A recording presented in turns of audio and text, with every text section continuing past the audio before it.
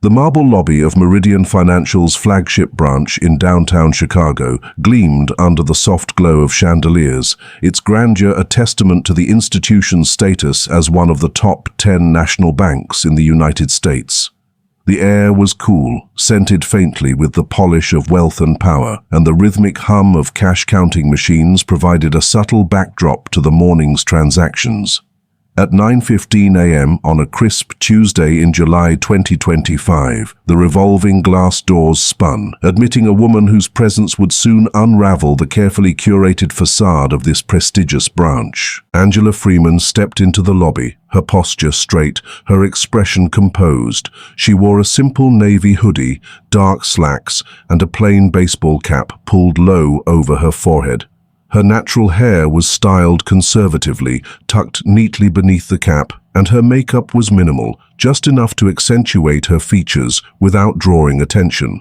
In her hand, she carried a modest leather purse, a gift from her team when she'd been promoted to Chief Operating Officer 5 years earlier. To anyone glancing her way, Angela appeared to be an ordinary middle-class woman, perhaps stopping by to deposit a check or inquire about a savings account. No one would have guessed that she was the CEO of Meridian Financial, the first black woman to hold that position in the bank's 150-year history. Angela's journey to this moment had been anything but ordinary. 25 years ago, she had stood behind a teller window much like the ones in this branch, wearing a pressed uniform and a name tag that read Teller Trainee. She had been a young woman then, barely out of college, with no connections or wealth to pave her way. What she had was determination, an unyielding work ethic, and a sharp intellect that refused to be underestimated. Over the decades, she had climbed the ranks of Meridian Financial, teller, loan officer, branch manager, regional director, each role mastered with precision and grit. She earned an MBA from Harvard, led record-breaking quarters in 3 different divisions, and developed a reputation as a problem solver who could turn around struggling branches. When she reached the C-suite as Chief Operating Officer, many assumed she had hit the glass ceiling. They were wrong. 3 months ago, when Meridian's previous CEO announced his retirement, the board of directors faced a contentious decision.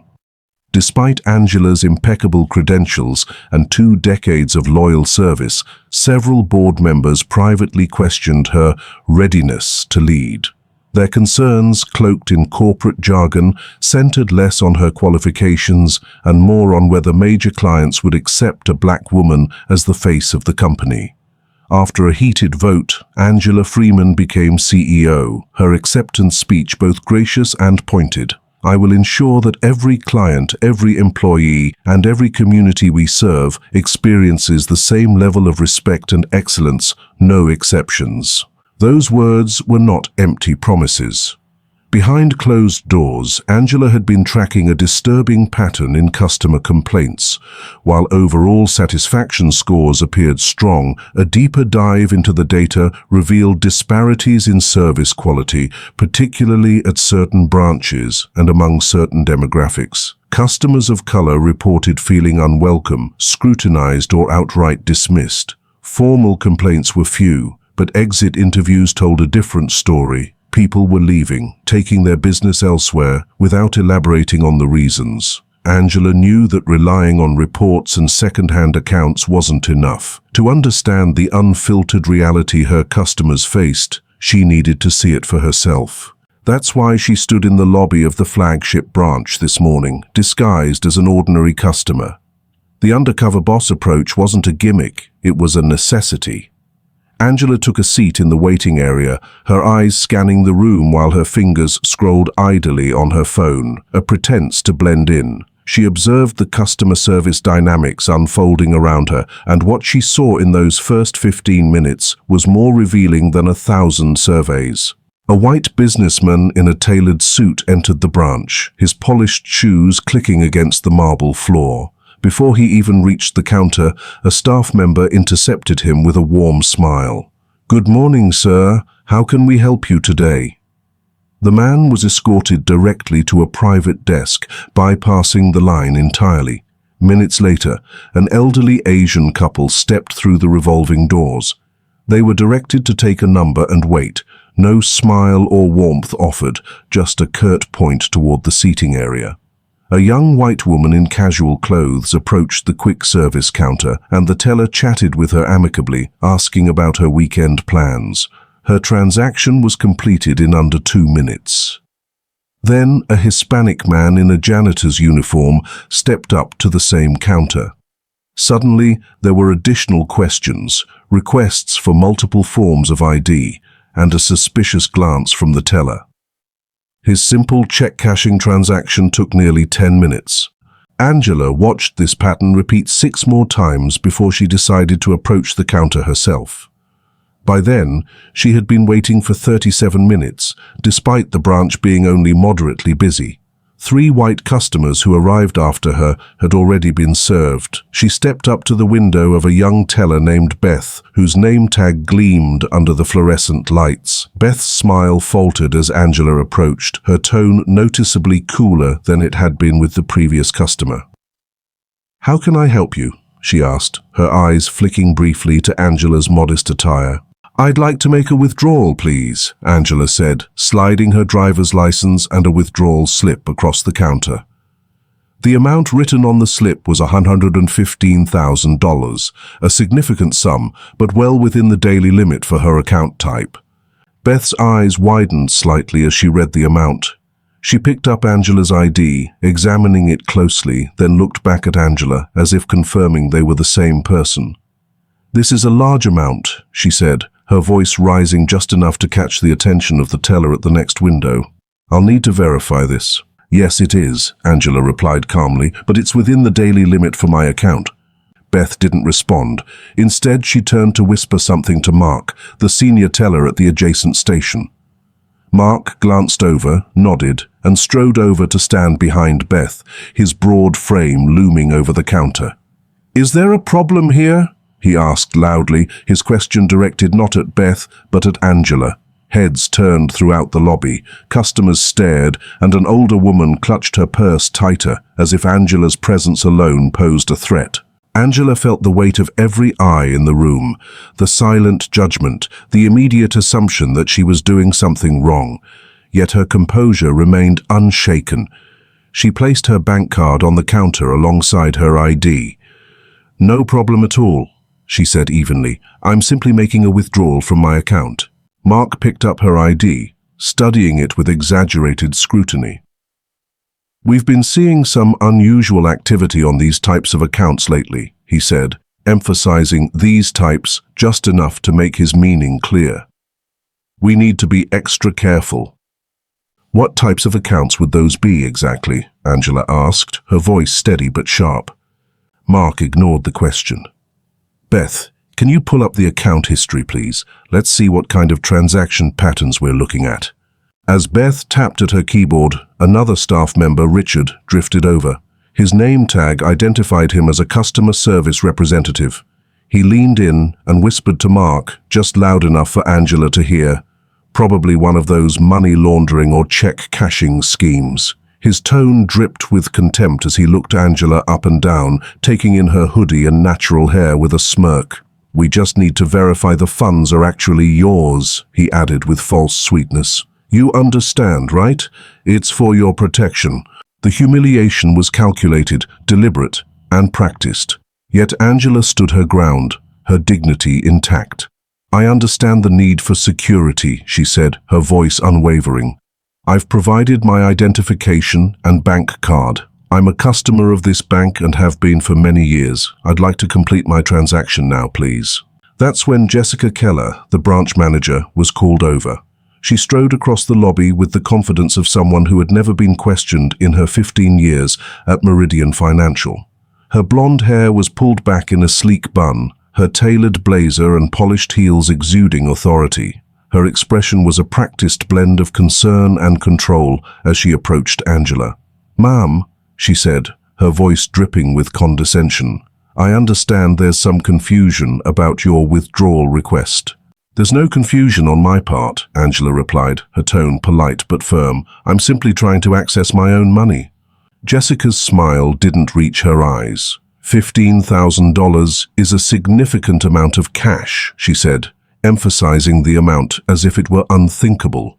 "May I ask what it's for?" The question hung in the air, a blatant double standard. Angela had observed 3 large transactions processed that morning for white customers, none of whom had been asked to justify their withdrawals. The tension in the lobby thickened, as if the very air was holding its breath.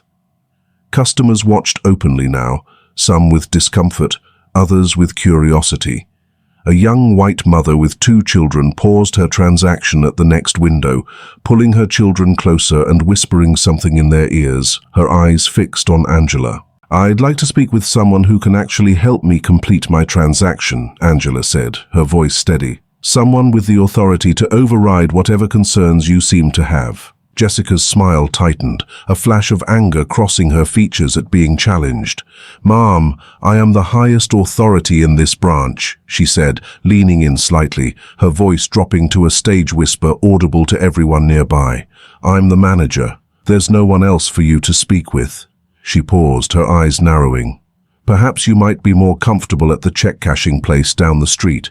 They're more accustomed to handling your type of banking needs. You might get 1,000 or 2 there." The dismissal was so blatant, so disrespectful, that a collective gasp rippled through the lobby. Behind Jessica, the staff exchanged knowing glances. Beth looked down, her hands fidgeting with a stack of deposit slips, her discomfort palpable. Mark and Richard didn't bother hiding their amusement. Richard even snickered, covering his mouth in a poor attempt to conceal it. "I'm curious," Richard said, leaning against the counter with newfound confidence. "Did you come into some money recently? A settlement, perhaps? Or maybe an inheritance?" The implication was clear. In their minds, there was no legitimate way a black woman could have access to this kind of money. It had to be a windfall, a stroke of luck, not the result of hard work or intelligence. Angela took a deep breath, her composure remarkable given the circumstances. "I'd like to complete my transaction now," she repeated, her voice a calm rebuke to their assumptions. Jessica's patience snapped. "Mrs. Freeman," she said, glancing at Angela's ID with exaggerated care, holding it by the edges as if it were contaminated. "This amount doesn't seem appropriate for someone like you. This bank prides itself on dignity, and we serve a certain class of customers. We can't serve you here." The words echoed through the lobby, stripping away any pretense of professionalism. The mask had slipped, revealing the raw prejudice beneath. Angela felt a familiar tightness in her chest, a sensation she had experienced countless times in her career. Those moments when someone underestimated her, dismissed her, reduced her entire existence to a stereotype. Yet she stood tall, her dignity unshaken, her eyes locked on Jessica's. "I'm going to have to ask you to conclude your business elsewhere," Jessica continued, her voice rising. "You're creating a disturbance in our branch. The lower banks out there will be able to serve you, not here." The irony was staggering. The only disturbance was the staff's treatment of a legitimate customer attempting to access her own funds. Angela reached into her purse and pulled out her phone. "Excuse me for a moment," she said, stepping slightly away from the counter while remaining in full view. She dialed a number, her movements deliberate, her expression unreadable. Richard nudged Mark, both smirking as they watched. "Probably calling her lawyer," Richard whispered, mimicking her posture exaggeratedly, standing straight with his nose in the air. "Angela Freeman calling," he mouthed to Mark, who stifled a laugh. The bank's mission statement loomed on the wall behind them, building financial success together with trust, respect, and integrity. The words mocked the scene unfolding beneath them. "Yes, hello," Angela spoke into the phone, her voice taking on an even more professional tone. "This is Angela Freeman calling. I'm at the downtown branch. They've refused the transaction. Yes, that's correct." Jessica signaled to Mark, who reached for the security phone extension. "Ma'am," she said, her voice sharp, "if you don't leave the premises immediately, I'll be forced to call security." Angela continued her call unfazed. "Yes, I'm still at the downtown branch. No, they've refused the transaction." Her calm was unsettling, defying the expected script of anger or defeat.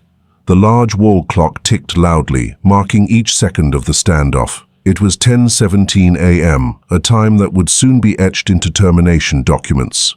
Jessica's face flushed with anger. She turned to the security guard, a young man named Thomas who looked deeply uncomfortable. "I need this woman escorted from the premises," she instructed, not looking at Angela as if she were an object rather than a person. "She's creating a disturbance and refusing to leave after being denied service." Thomas hesitated, his gaze flickering between Jessica and Angela. "Sir," Angela said calmly to him, "I have every right to be here. I'm a customer of this bank attempting to access my own funds.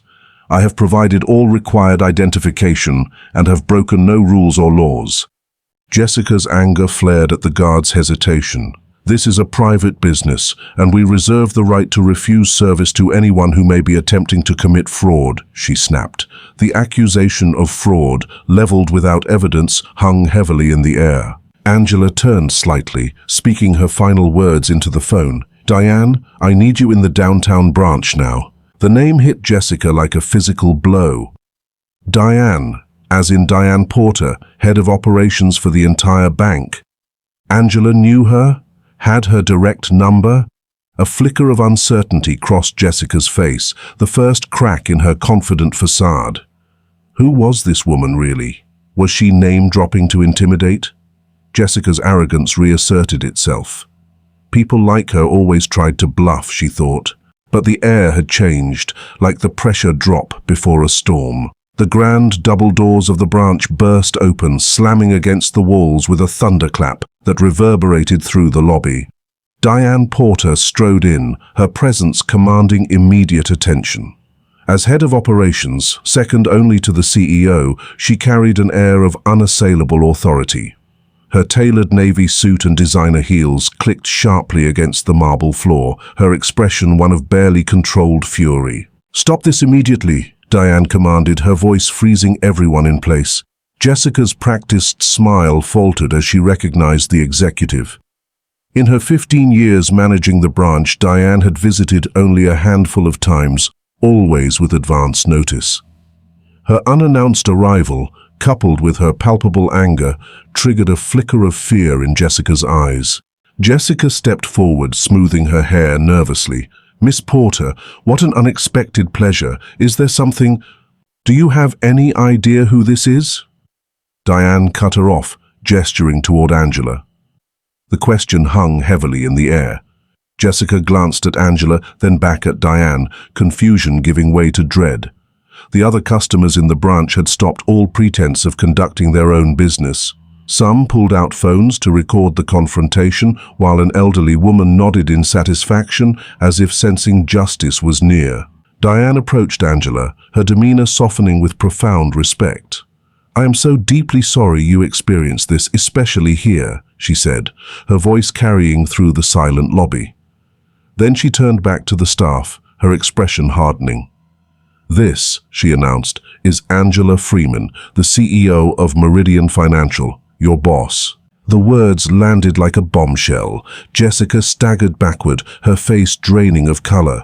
Richard's hand flew to his mouth, his eyes wide with horror. Mark's Adam's apple bobbed as he swallowed repeatedly. Beth began to tremble, tears welling in her eyes. 3 months earlier, in the grand ballroom of Chicago's most prestigious hotel, Angela had stood beneath crystal chandeliers, accepting the ceremonial key to Meridian Financial. The room had been filled with dignitaries, financial leaders, and press, all witnessing her historic appointment as the first black woman to lead the bank. Jessica had watched the ceremony on a live stream during a staff meeting, applauding politely with her team. Yet she had failed to recognize, or chosen not to recognize, the face of her own CEO when she walked into her branch. "We've been watching," Diane continued, holding up her tablet. On the screen, security footage played in crystal clear definition, showing the morning's interactions. A white customer's large withdrawal processed with smiles, contrasted with a Hispanic customer's identical request met with scrutiny, a wealthy-looking client escorted to an office, while an elderly black woman waited 40 minutes for basic assistance. "Every interaction in this branch is recorded," Diane said, her voice tight with fury. "And what we've witnessed today is a pattern of discrimination so blatant, so egregious, that it violates not only our company policies, but federal banking regulations." She listed the violations methodically: differential treatment based on perceived race or socioeconomic status, failure to follow verification protocols consistently, creating a hostile environment for a client, falsely accusing a customer of fraud without evidence. Jessica's face turned an alarming shade of red, her professional facade crumbling. "This is a misunderstanding," Jessica stammered. "We have serious security concerns with large cash withdrawals." "Save it," Diane interrupted. "We reviewed footage of 3 similar withdrawals processed earlier today for other customers. The only protocol you followed consistently was discrimination." The main entrance opened again, and 3 board members, Jonathan Prescott, Catherine Reynolds, and Dennis Whitehall, entered the lobby, their expressions grave. Their presence elevated the situation to an unprecedented level. Board members rarely appeared in daily operations unless something catastrophic demanded their attention. The lobby grew even quieter, customers watching wide-eyed as the most powerful figures in the company formed a semicircle around Angela, a physical manifestation of her authority. Angela stepped forward, her voice calm and measured, carrying the weight of absolute power. "Jessica, Richard, Mark," she said, addressing each in turn, making deliberate eye contact.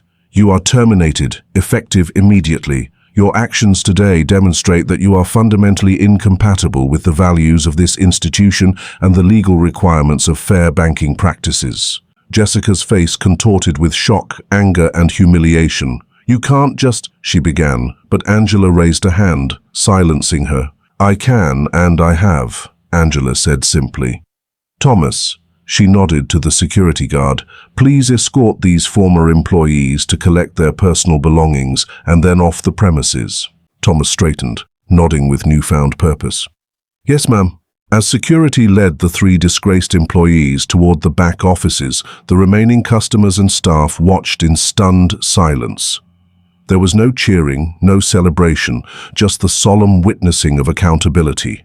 Beth, the teller who had initiated the interaction, stood trembling, expecting to be next. Angela approached her, and Beth braced herself. Instead, Angela spoke quietly, her words inaudible to most but transformative for Beth. "Learning to stand up against wrongdoing, even when it comes from authority, is one of the hardest skills to develop," Angela said, "but it's also one of the most valuable." She paused, assessing Beth's tearful expression. "Effective immediately, you're being promoted to interim branch manager. You recognized that what was happening was wrong, even if you didn't have the tools to stop it. That awareness is the foundation we need to build on." Beth's eyes widened in shock, but she nodded, wiping tears from her cheeks. The moment would become part of Meridian Financial's corporate law, a testament to the power of recognizing and rewarding potential for change. 3 days later, Angela stood at a podium emblazoned with Meridian Financial's logo, facing a sea of journalists and cameras. The press conference was a bold statement of accountability, announcing a $50 million Equitable banking initiative to fund anti-discrimination training, community outreach, and internal accountability systems. Board members flanked her, their unified presence a public commitment to her vision. "Banking discrimination isn't just morally wrong, it's bad business," Angela declared. "When we fail to serve all communities equitably, we leave talent undeveloped, businesses unfunded, and potential unrealized." In the front row sat former customers who had experienced discrimination at Meridian, now members of the new Client Equity Advisory Board. Their stories, Michael Mandel's rejected loan applications, Elena Rodriguez's exclusion from premium services, James Chen's excessive documentation demands, would shape the bank's policies moving forward. In the months that followed, Angela's reforms transformed Meridian Financial. Branch managers' bonuses were tied to equity metrics, customer surveys were disaggregated by demographic data, and training programs were revamped with input from civil rights organizations. A new sign appeared in every branch: All customers deserve respect, dignity, and fair service. If your experience does not reflect these values, please call this number. Below was Angela's direct office line. 6 months later, Angela resumed her unannounced branch visits, this time to witness the changes taking root. The culture was shifting, slowly but surely, toward one of fairness and accountability. Meridian Financial was no longer just a bank, it was a beacon of what corporate responsibility could achieve when led by someone who refused to accept anything less than justice. If you liked this story, please like, subscribe, and share it with others so they can learn something from it too.